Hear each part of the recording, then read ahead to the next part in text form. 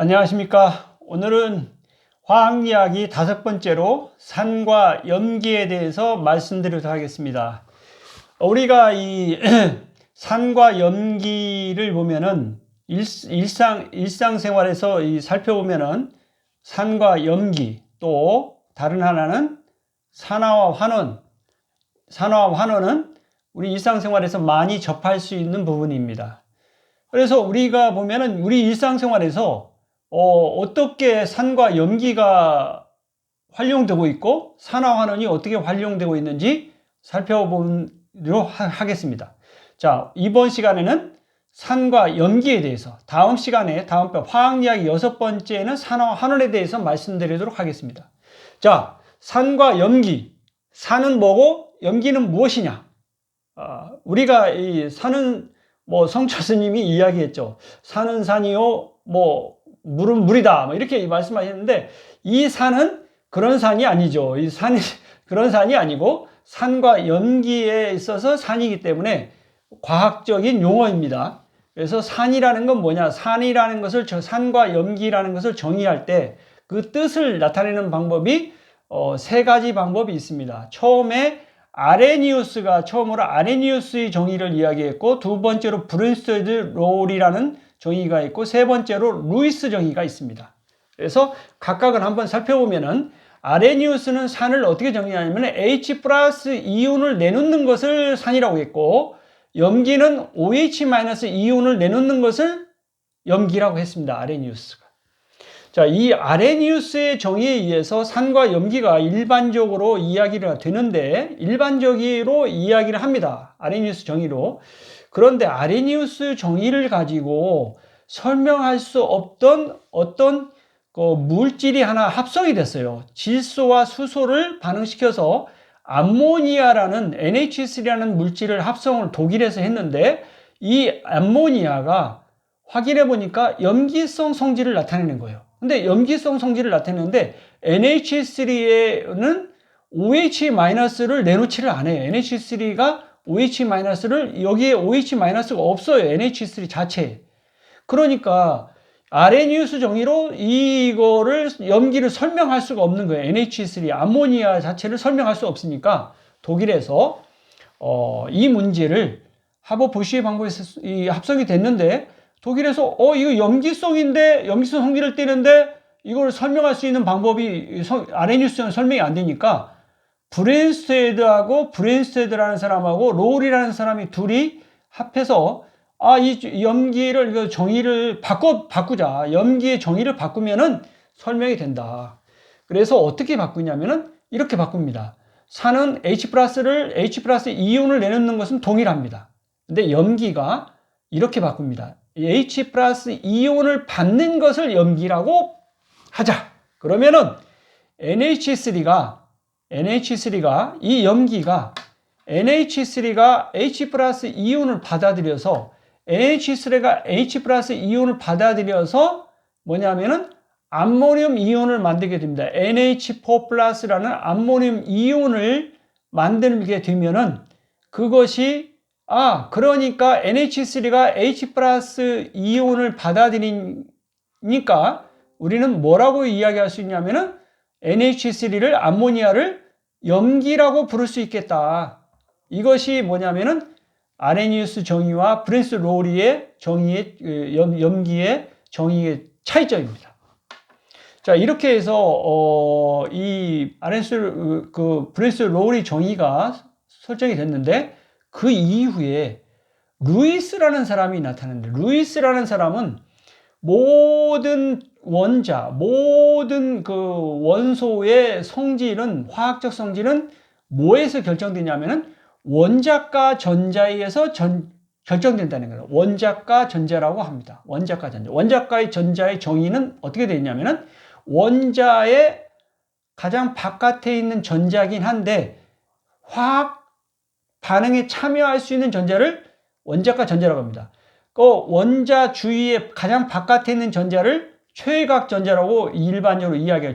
가장 바깥에 있는 전자를 있는데, 최외곽 전자이면서 화학 반응에 참여할 수 있는 전자를 원자과 전자라고 이야기합니다. 그러니까 이렇게 보는 거예요. 수소 원자는 전자가 하나 있기 때문에 그게 화학 반응에 참여합니다. 그러니까 최외각 전자가 하나이면서 화학 반응에 참여하니까 수소 원자는 원자과 전자가 하나다 이렇게 이야기를 할 수 있어요. 근데 헬륨인 경우는 원자과 최외각 전자가 두 개인데 이 두 개인데 전자 쌍으로 있으면서 이 헬륨에 있는 전자는 화학 반응에 참여하지 않기 때문에 이때 헬륨은 최외각 전자가 두 개이지만 원자과 전자는 화학 반응에 참여하는 게 없기 때문에 0개다 이렇게 0이다 없다 이렇게 이야기할 수 있습니다. 물론 헬륨도 그렇고 네온인 경우에는 원자과 최외각 전자가 8개이지만 화학 반응에 참여하지 않기 때문에 마찬가지로 이런 경우에도 원자과 전자는 0개 없는 겁니다. 이런 식으로 중요한 것은 루이스는 전자의 숫자가 전체 전자 숫자가 중요한 게 아니라 가장 바깥에 있으면서 최외각 전자이면서 화학 반응에 참여하는 그 전자만이 중요한 거다. 그래서 원자과 전자가 중요한 거다. 그래서 원자과 전자를 루이스는 점으로 나타냅니다. 수소 원자에 점을 찍어서 전자가 하나 있다 이렇게 나타내고 리튬도 뭐냐면은 원자과 전자가 하나 있는 것을 점으로 해서 나타냅니다. 이런 식으로 해서 중요한 것은 뭐냐면 전체 숫자가 중요한 게 아니라 가장 바깥에 있으면서 최외각 전자이면서 화학 반응에 참여하는 원자과 전자만이 중요한 거다. 그래서 원자과 전자에 주목을 합니다. 그리고 산염기에 있어서도 이렇게 설명한다. 그것이 전자쌍을 주는 것이 뭐냐면은 염기다. 전자쌍을 받는 것이 산이다. 이렇게 정의를 합니다. 이 전자쌍이라는 것은 뭐냐면, 그러니까 원자과 전자쌍을 이야기하는 거죠. 그러니까 루이스라는 사람은 모든 것을 원자과 전자를 중심으로 해서 생각을 하고 설명을 하게 됩니다. 산과 염기도 결국에 원자과 전자쌍을 주고 받는 거에 따라서 받으면은 산이라고 하고 주면은 전자쌍을 주면은 염기라고 정의를 내리는 겁니다. 이와 같이 산과 염기를 이야기할 때 그 뜻이 어떻게 되느냐, 이 정의를 내릴 때 세 가지 방법이 있습니다. 아레니우스 정의, 프린스 로리 정의, 그 다음 루이스 정의 이렇게 세 가지 종류가 있다 이렇게 볼 수 있어요. 자, 이거는 과학적인 정의고, 우리가 일반인들이 이제 이야기할 때 그러면 산은 어떤 특징을 가지고 있느냐? 산은 어떤 특징을 가지고 있냐면 신맛을 냅니다. 산은 신맛을 내고 염기는 쓴맛을 내고 미끌미끌한 성질을 가지고 있습니다. 이것이 일반인들이 쉽게 확인할 수 있는 산과 염기의 특징이에요. 산은 신맛을, 그러니까 우리가 음식을 먹다 보면 신맛이 난다고요. 이건 레몬은 굉장히 시다. 그러면 거기에 산이 들어있는 겁니다. 산이 그런 거예요. 식초도 신맛이 난다. 그러면 식초도 산성을 띠고 있는 겁니다. 그리고 쓴맛, 우리가 약은 쓰다, 쓰다, 쓴맛을 내는 것들은 염기성을 나타냅니다. 그리고 비누가 미끌미끌하다, 그거는 이 피부에 있는 단백질을 녹이면서 그것이 미끌미끌한 그 성질을 보여주기 때문에 비누도 뭐라고 이야기할 수 있냐면 염기성을 띠고 있다, 염기를 띠고 있다 이렇게 이야기할 수 있다. 실제로 그래서 우리는 이제 일상생활을 하면서 자주 산과 염기를 접하게 돼요. 우리가 먹는 음식물들 중에서 산성인 것이 있고 염기성인 것이 있어요. 그런데 우리가 음식을 먹을 때 산성인데도 혀에서 신맛을 못 느끼고 염기성인데도 쓴맛을 못 느끼는 그런 음식물이 있어요. 대표적으로 예를 들면 이런 거예요. 뭐냐면은 바나나를 먹는데 바나나는 산성을 띠고 있어요. 근데 pH 산성을 띠고 있는데 우리 혀에서는 바나나를 먹으면서 신맛을 못 느낍니다. 만약에 여러분 중에 바나나를 먹는데 신맛을 느끼는 사람이 있다고 그러면 대단한 능력을 가지고 있는 겁니다. 사실은 산성을 띠고 있어요. 그런데 신맛을 혀는 느끼지 못해요. 그리고 또 계란을 먹을 때 계란은 원래 염기성인데 우리가 계란을 먹으면서 쓴맛을 느끼지는 못합니다. 그러니까 이거 산성과 염기성을 있는데 우리 혀는 이와 같이 산성과 염기성을 알아내지 못하는 거예요. 느끼지 못하는 겁니다. 왜 그럴까요? 저는 한번 생각을 해봤어요. 우리 혀가 오랜 역사 동안 이렇게 먹으면 이렇게 진화하면서 우리가 먹어도 문제가 되지 않는, 그러니까 우리가 음식물을 섭취했을 때 먹어도 건강에 아무 문제가 없는 것은 혀에서 신맛이나 쓴맛을 느끼지 않도록 발달된 거 아닌가, 그런 생각을 합니다. 그래서 바나나를 먹으면서 신맛을 못 느끼고 달걀을 먹으면서 쓴맛을 느끼지 못한다. 그러니까 우리 혀에서 신맛이나 쓴맛이 느껴지지 않으면 먹어도 그렇게 산염기 측면에서 봤을 때는 크게 문제가 되지 않는다. 건강에 도움이 된다. 이렇게 혀는 이야기하고 있다고 이야기할 수 있습니다. 자, 우리 혀가 상당히 이거는 먹어도 되고 안 먹어도 되는 것을 어느 정도 말해주는 거라고 볼 수 있어요. 그러니까 어떤 질 측면에서 양과 질이 있다고 하면은 성질을 측면에서는 이야기를 한다고 볼 수 있어요. 그래서 신맛이 느껴진다 그러면은 어느 정도 약한 신맛이 느끼는 것은 뭐 우리가 먹어도 상관없어요. 식초라든지 뭐 포도라든지 이런 것을 먹을 때 신맛이 약간은 느껴지지만 그렇게 크게 문제가 되지 않는다. 토마토도 신맛이 있습니다. 그런데 토마토도 그렇게 먹어도 뭐 그렇게 크게 문제가 되지 않아요. 신맛이 그렇게 크게 느껴지지 않아요. 그런데 레몬이라든지 아주 강한 신맛이 느껴지는 것은 가능한 한 입 안에서 오래 머물러고 있는 것은 좋지 않습니다. 빨리 삼키는 게 좋아요. 뭐냐면은 신 것은 빨리 삼키고 쓰면 뱉어라. 이것이 속담에 있습니다. 이거는 뭐냐면은 생활해보니까 뭐 그런 것을 많은 임상을 통해서 우리 조상께서 그걸 알아내신 거죠. 맞습니다. 자, 신 것은 가능한 한 입안에서 오래 머무르지 말고 빨리 삼키는 게 좋고, 쓰면 일단 뱉어는 것이 맞습니다. 쓴 것은 우리 혀에서 쓴맛을 느낄 정도면은 약간 강한 염기성일 수 있어요. 그거를 먹으면 죽을 수 있습니다. 그러니까 쓴맛이 나는 것은 일단 뱉어라. 그 속담이 맞을 수 있어요. 그런데 우리가 많이 경험을 통해서 안 것은 먹어도 괜찮아요. 신맛이 산성물질, 탄산이라든지 뭐 이런 것 좀 먹어도 괜찮습니다. 그리고 쓴맛이 어느 정도 느껴지더라도 많은 사람들이 먹었는데 괜찮다. 임상 실험이 끝나고 안전성이 확인된 것은 참고 먹어도 괜찮습니다. 그래서 쓴 것이 약이다. 그래서 여러분들이 보면은 한약이라든지 뭐 일반적으로 서양에서 만드는 약들을 뭐 캡슐에 들어있는 꺼내서 그 알맹이를 먹으면 쓴맛이 납니다. 아주 씁니다. 일반적으로 약은 씁니다. 염기성을 띠고 있다고 볼 수 있겠죠. 왜 염기성을 띠고 있을까요?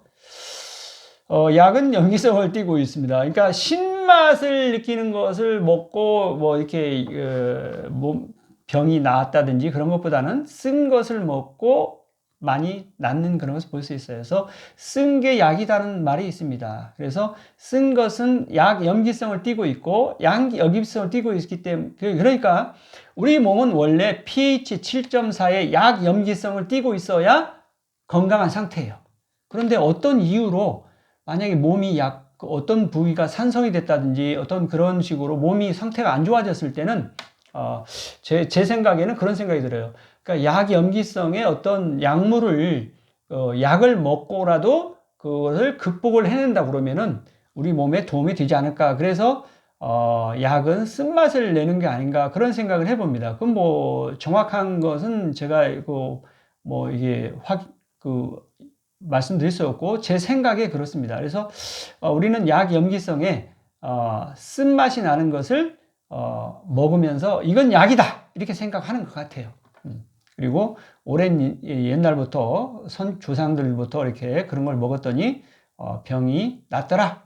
뭐 그런 게 있는 것 같아요. 그리고 예를 들면은 개미가 물었을 때 개미가 우리 몸속에 뭘 집어넣을까요? 여러분 생각해 보십시오. 우리 몸은 약염기성인데 개미가 만약에 약염기성을 집어넣으면 금상첨화죠. 근데 개미가 우리를 공격하는 거죠. 안 좋게 하기 위해서 하기 때문에 개미 입장에서는 우리를 공격하는 물질로 뭘 집어넣냐면은 약산성인 것을 물질을 집어넣습니다. 그러니까 그 물린 부위는 뭐냐면 개미한테 물리면 그 부위가 부어요. 왜 그러냐면 그 부위에 물린 부위 주위에 산성물질이 과다하게 있기 때문에 피부는 거기를 부어오르게 만듭니다. 부어오르면은 혈액 중에서 이렇게 뭐냐면은 약염기성 물질이 와가지고 그걸 중화를 시키면은 거기가 부었던 게 가라앉게 되죠.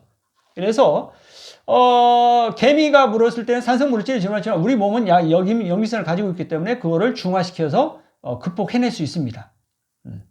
자, 그런데 붉은 개미라든지 이렇게 너무 일시에 많은 개미들이 온몸을 물었을 때는 우리 몸에 약염기성 물질이 그거를 다 감당을 못하고 중화를 못 시키고 일시적으로 쇼크 상태에 빠질 수 있어요. 그럴 때는 잘못하면 죽을 수 있습니다. 그럴 때 어떻게 해야 되겠습니까? 죽을 수는 없고, 만약에 여러분들이 상비약으로 약염기성인 물질인 물린디라는 그런 그 약을 이 파스 같은 그 약을 이렇게 피부에다가 물린 주위에 발라주면은 염기성 물질이 피부로 스며들어가서 그 몸속에 들어있는 산성 물질을 중화시켜 가지고 이겨낼 수가 있는 거죠. 무슨 얘기냐면은 내 몸에서 자체적으로 이겨낼 수 없을 때 외부의 도움을 받는 거죠. 외부의 군대의 힘을 빌린다 이렇게 볼 수 있어요. 외부의 힘을 빌려서라도 그 위기 위험 상황을 몸에 극복할 수가 있다는 거예요.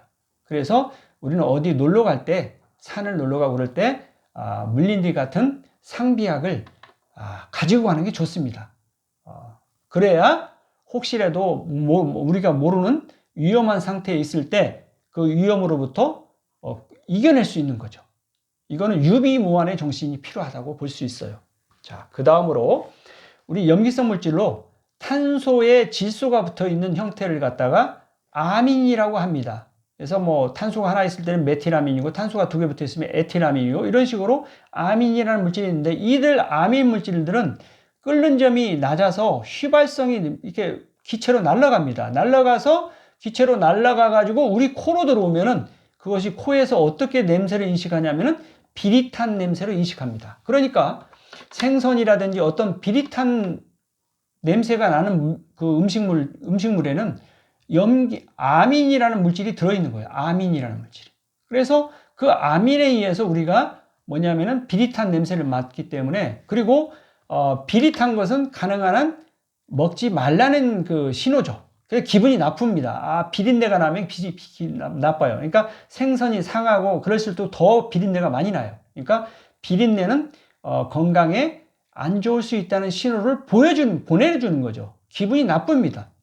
그런데도 불구하고 사람들은 약간 비린내를 먹었는데도 죽지 않고 건강하게 산다 이거. 그런 것을 경험적으로 알아가지고 생선이라든지 일부 그런 비린내 나는 것을 먹습니다. 먹지만은 그렇게 위험하지 않아요. 그거는 누군지 모르지만 그거를 건강 실험을 한 거죠. 먹었는데도 안 죽는 거예요. 먹어서 죽었다 그러면은 저건 먹으면 안 되겠다. 그래서 그 먹어서 죽은 사람을 뭐라고 하냐면 살신성인이라고 합니다. 자기 몸을 죽여서 다른 사람한테 도움을 줬기 때문에 성인의 반열에 오르는 거죠. 가능하면은 그런 실험은 안 하는 게 좋습니다. 독버섯이나 이런 거 먹고 나 살신성인이 한번 돼야 되겠다 뭐 그런 위험한 실험을 할 필요가 없습니다. 이미 오랜 옛날에 그런 것을 토대로 실험이 끝난 것은 이렇게 내려옵니다. 뭐냐면은 사람들이 이야기를 해요. 이건 독버섯이고 이거는 뭐 표고버섯이고 이런 식으로 해서 어떤 건 먹어도 되고 어떤 건 먹으면 절대 안 된다. 그런 이야기를 한다. 그러면 그거를 지켜야 됩니다. 그거를 내가 지금 실험을 해야 되겠다. 그러면은 굉장히 위험한 거죠. 전에 제가 어디 그 인터넷 뉴스를 한번 봤는데 어떤 그 한 사람이 우리 한국 사람인데 두꺼비를 이렇게 개구리인 줄 알고 먹었다는 거예요. 그래서 죽었다는 거예요. 도깨비가 아니라 두꺼비 껍질에는 독성 물질이 있습니다. 그래서 그 독성 물질에서 위험할 수가 있어요. 그래서 우리가 개구리는 뭐 옛날에 우리 어렸을 때는 개구리 뒷다리를 잘라서 이렇게 먹기는 했지만 두꺼비를 먹지는 않아요. 왜냐하면 두꺼비는 독성이 있다는 걸 우리가 알았어요. 어렸을 때도 두꺼비는 그래서 자기 피부에 뭐냐면 껍질에 독성이 있기 때문에 누가 잡아도 먹지를 못하기 때문에 아주 느릿느릿 걸어갑니다. 개구리는 빠르게 도망가는데 그 두꺼비는 아주 그냥 나 잡아라 하는 식으로 아주 천천히 가요. 그래도 아무도 잡아서 그걸 먹지 않습니다. 왜냐하면 잘못하면 죽으니까. 근데 저는 깜짝 놀랐어요. 그 인터넷 뉴스에 누군지 모르지만, 두꺼비를 갖다가 개구리인 줄 알고 먹었다가 죽었다. 이거는 뭐냐면은 본인이 몰라서 그런 것이 또 있지만, 모르면은 주변 사람한테 한번 이게 두꺼비인지 개구리인지 좀 물어봤으면 안 죽었을 텐데, 중대한 실수를 한 거죠. 여러분, 그런 실수는 하면 안 됩니다. 자기가 건강 실험을, 이거 내가 해봐야 되겠다. 그래서 살신성이 되겠다. 그건 위험한 거죠. 그런 실험을 안 해도 좋습니다. 자, 그래서 우리는 인간들이 이제 인류가 뭔 실험을 했냐면 이런 걸 했어요. 비린내가 나면 냄새가 나니까 기분이 안 좋죠. 음식물 중에 비린내 나니까 안 좋아요. 그래서 어떤 실험을 했냐면은, 산성물질을 뿌려봤어요. 레몬즙이라든지 뭐 이런 식으로 식초라든지 이런 것을 뿌려봤더니 아민에 여기 NH2에 H 플러스가 붙어서 산성이 NH2가 뭐냐면 염기성이기 때문에 여기에 H 플러스를 받아들여서 NH3 플러스 이온이 되면은 이 양이온이 되는 거죠. 양이온이 되고 여기 H 플러스가 떨어져서 CH3CO 마이너스 음이온이 됩니다. 그래서 양이온과 음이온 사이에 여기에 이제 플러스와 마이너스 앞에 잡아다니는 인력이 있어요. 이 정전기 인력이 있는데 이게 상당히 강합니다. 이온 결합이라고 하는데, 이온 결합이 생성되면서 이게 뭐냐면은 이게 끓는 점이 높아져요. 아주 높은 물질이 돼가지고 더 이상 기화가 일어나지 않습니다. 그러니까 뭐냐면 기체가 되지 않으니까 코로 이 암인 물질이 들어오지 않는 거예요. 들어오지 않으니까 코에서는 비릿한 냄새가 나지 않아요. 근데 그 음식물 그 안쪽에는 이 물질이 남아 있어요. 그대로 있지만 우리는 코에서 비릿한 냄새를 맡지 못하는 겁니다. 그래서 사람들은 이름하에 이런 것을 뭐라고 하냐면, 비린내를 잡았다. 이렇게 이야기합니다. 비린내를 잡았다. 비린내 냄새가 안 난다는 거예요, 더 이상. 그래서 이러한 것을 실제로 우리 가정집에서 주부들께서 음식을 할 때 청아를 집어넣는 경우가 있어요. 청아를. 요리하는 경우에 청아를 집어넣어서 하면은, 청아는 발효주예요. 그러니까 곡물을 뭐 쌀이나 보리 뭐 이런 곡물들을 이거 뭐냐면 발효를 시킵니다. 효모에다가 발효를 시켜서 에틸 알코올을 만들어요. 그러면은 대부분은 에틸 알코올이지만 그 중에 일부가 에틸 알코올에서 아세트산까지 갑니다. 일반인들이 술을 먹었을 때 처음에는 에틸 알코올을 대부분 마시는데 이것이 아세트알데히드로 가고, 아세트알데히드가 조금 더 한 번 더 산화되면 아세트산이 돼요. 최종적으로 아세트산이. 그래서 최종적으로 아세트산이 돼가지고 우리 몸에서 그거를 에너지원으로 쓰는 겁니다. 그러니까 술을 먹어 에틸 알코올을 마시지만 결국에는 아세트산을 우리가 에너지원으로 세포에서 쓰는 거예요. 그래서 저는 농담을 할 때 술을 잘 못 마시는 사람은 아예 식초를 들고 와서 그 물에 희석시켜가지고 다른 사람하고 마실 때 그냥 건배를 할 때 식초를 좀 이렇게 희석시켜가지고 건배를 해서 마시면은 어차피 몸에서 이걸 만드는 거니까 외부에서 이미 만들어진 것을 먹는 거나 동일한 거다. 그러니까 동일한 거지만 사람들이 만약에 농담이긴 하지만 식초를 가져가서 이렇게 건배를 하면은 놀릴 가능성이 있습니다. 그러니까 그럴 필요는 없을 것 같아요.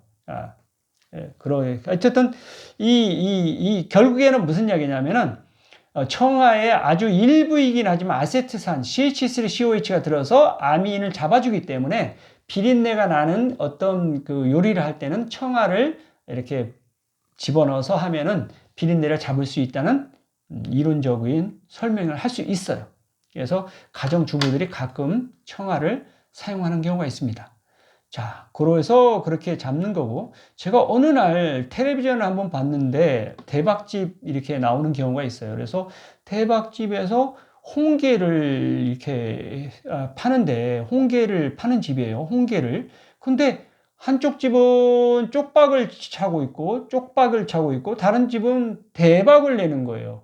그래서 같은 홍게를 쪄서 파는데 이쪽 집은 쪽박을 차고 손님이 없어요.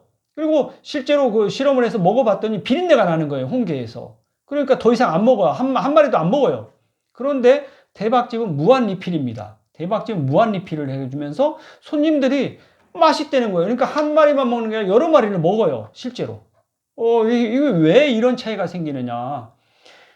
비린내가 나면 한 마리도 제대로 안 먹는데 대박집에 있는 그 홍게를 찐 것은 비린내가 안 난다는 거예요. 그래서 그것이 뭐냐, 왜 쪽박집과 대박집의 차이는 뭐냐.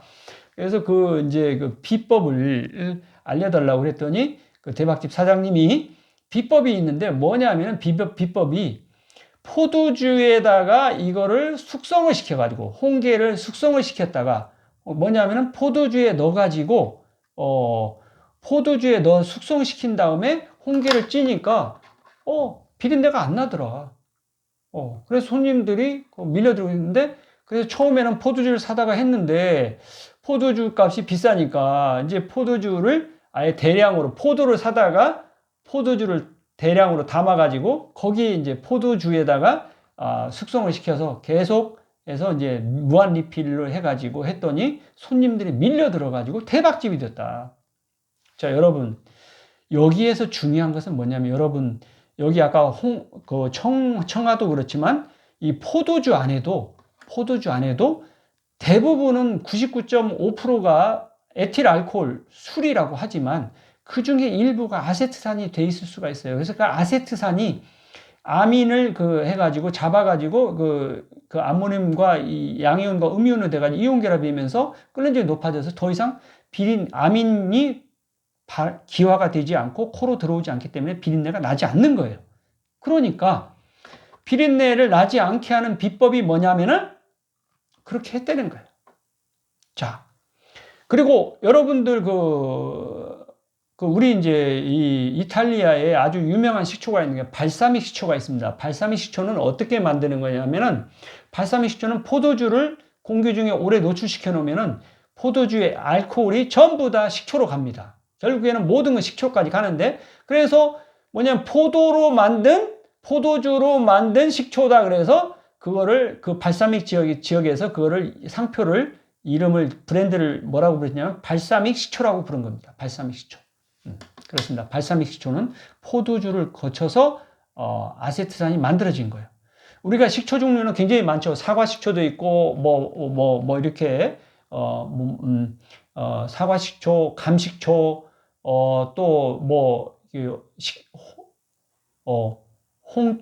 홍초, 그다음에 흑미로 만든 흑초인가요? 흑초? 네, 그런 것도 있고, 은행으로 만든 것을 행초라고 하고, 어떤 것든지 갖다가 만드는 그 종류에 따라서 우리는 이름을 달리 부르긴 한데, 결국엔 똑같습니다. 모든 것은 아세트산까지 가요. 그래서 아세트산이 100%로 되면은 그걸 식초라고 이야기를 하는 거예요. 100% 식초는 그대로 먹으면 안 되고 0.3%, 3%로 희석시켜서, 우리가 먹는 식초는 3% 희석시켜서 먹습니다. 자, 이상으로 여러분들하고 이게 뭐냐면은 우리 일상생활에서 아민이라는 물질은 비린내를 낸다는 거예요. 비린내를. 그래서 이 비린내를 잡는 방법은 산성인 물질을 집어넣는 거예요. 그래서 돼지 족발을 이렇게 삶을 때 한약재를 집어넣고 막 하는데, 제가 볼 때는 그 돼지 족발을 할 때 그 한약재 중에서 물에 끓이면은 산성 물질인 뭐가 나와가지고 그 비린내가 나는 아민 물질을 잡아주는 거라고 생각이 됩니다. 그래서 어쨌든 비린내를 잡는 거죠. 우리 일상생활에서 이런 것을 산과 염기가 중화되는 그것을 활용하는 방법 중에 하나예요.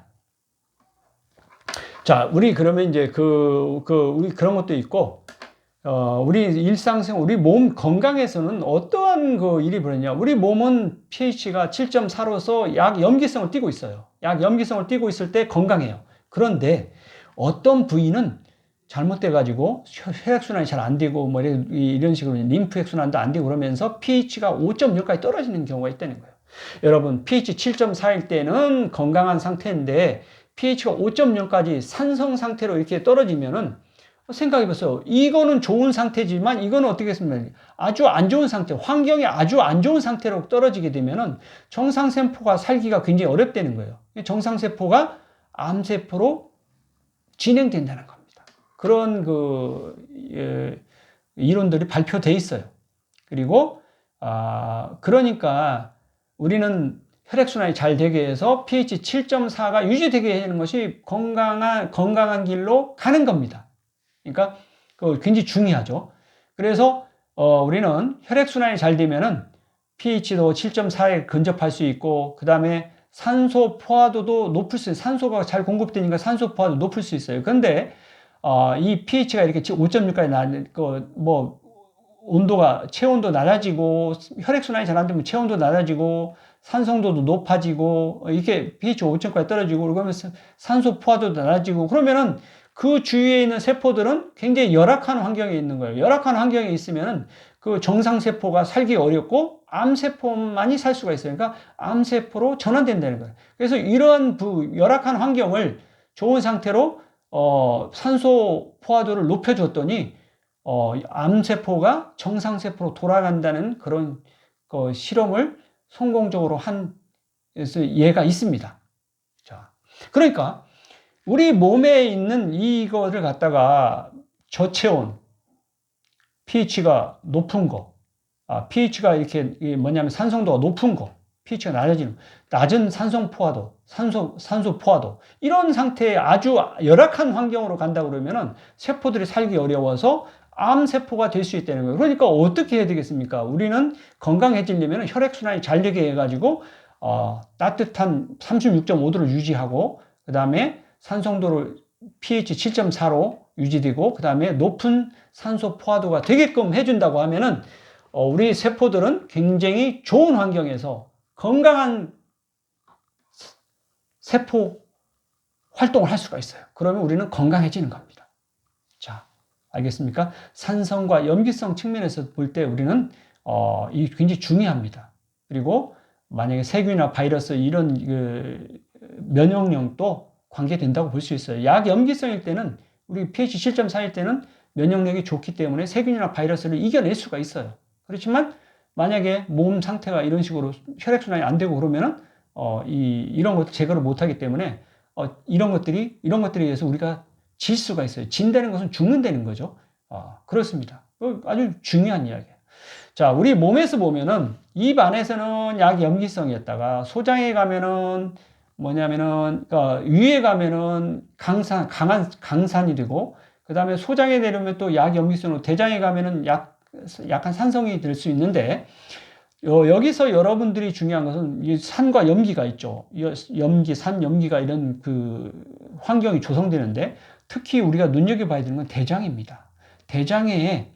대장에서는 뭐냐면은 유산균들이 많으면, 유익균들이죠. 유산균이 많으면 단수의 지방산, 짧은 아세트산이라든지 프로피온산, 부티르산이나 이런 단수의 지방산을 만들어서 분비를 하는데, 이런 것들이 분비를 하면은 산성이 많아지죠. 그러면은 어떻게 되겠습니까?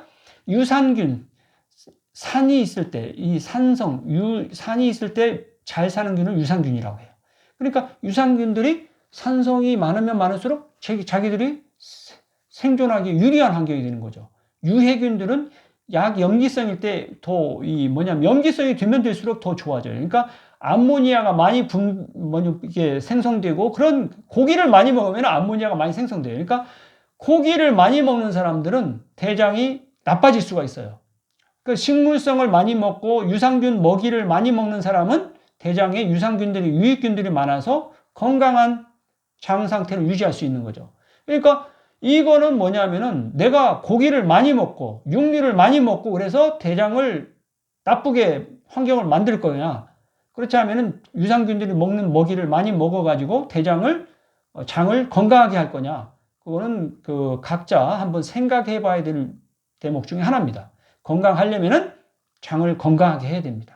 장을 건강하게 하는 길은 유해균들의 먹이보다, 육류보다 뭐냐면 식물들이나 과일, 이런 유익균들이 먹을 수 있는, 유산균들이 먹을 수 있는 그러한 먹이들을 우리가 먹어주었을 때 장이 건강해지고 우리 몸이 건강해질 수 있다는 겁니다.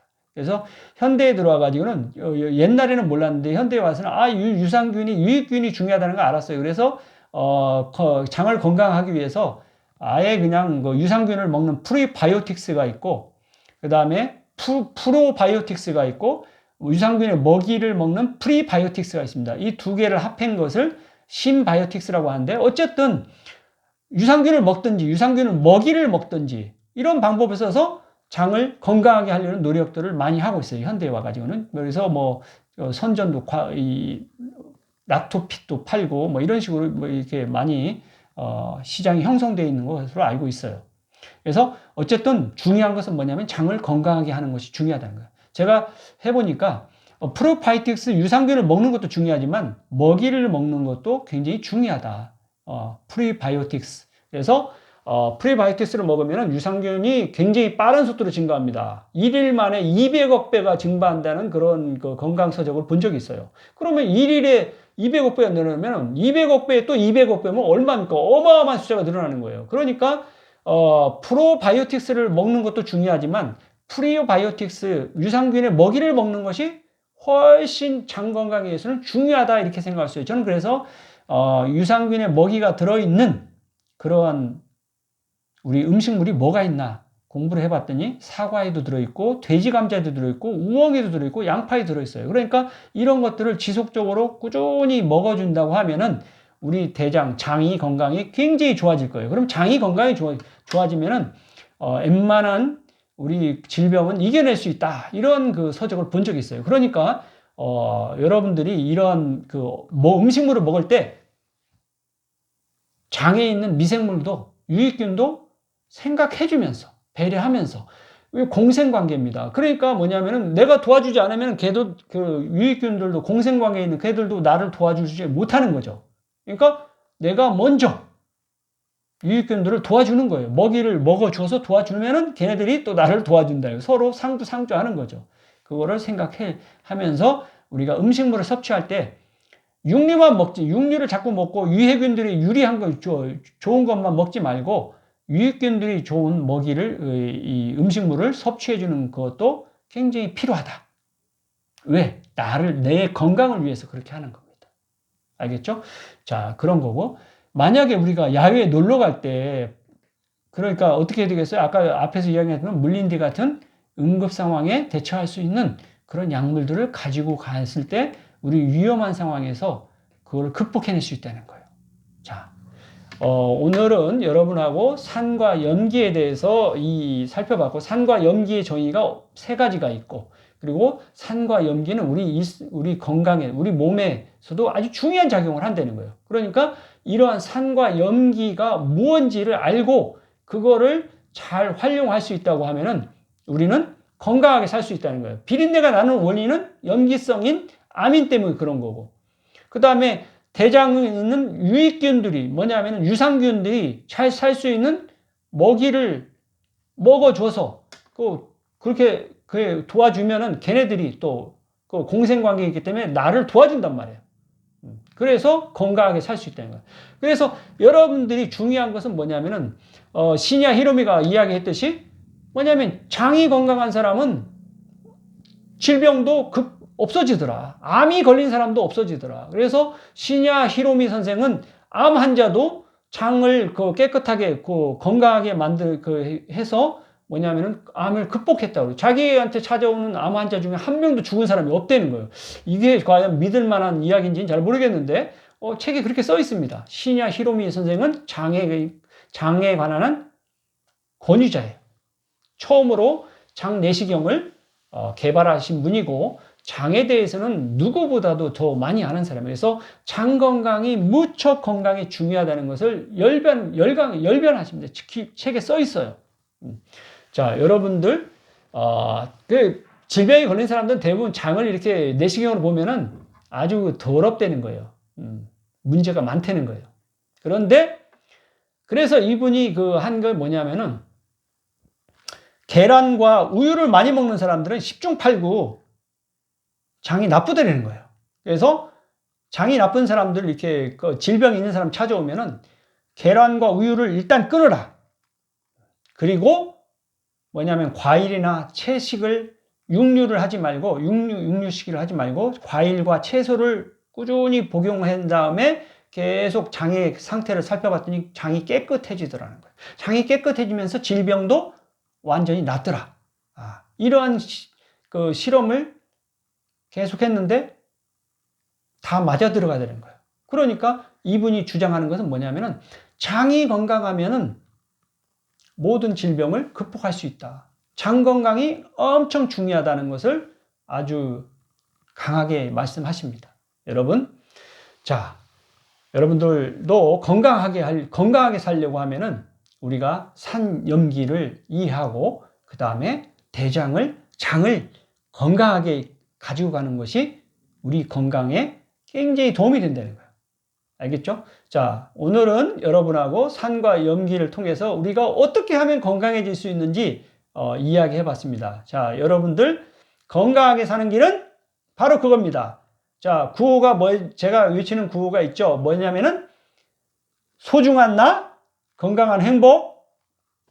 감사합니다.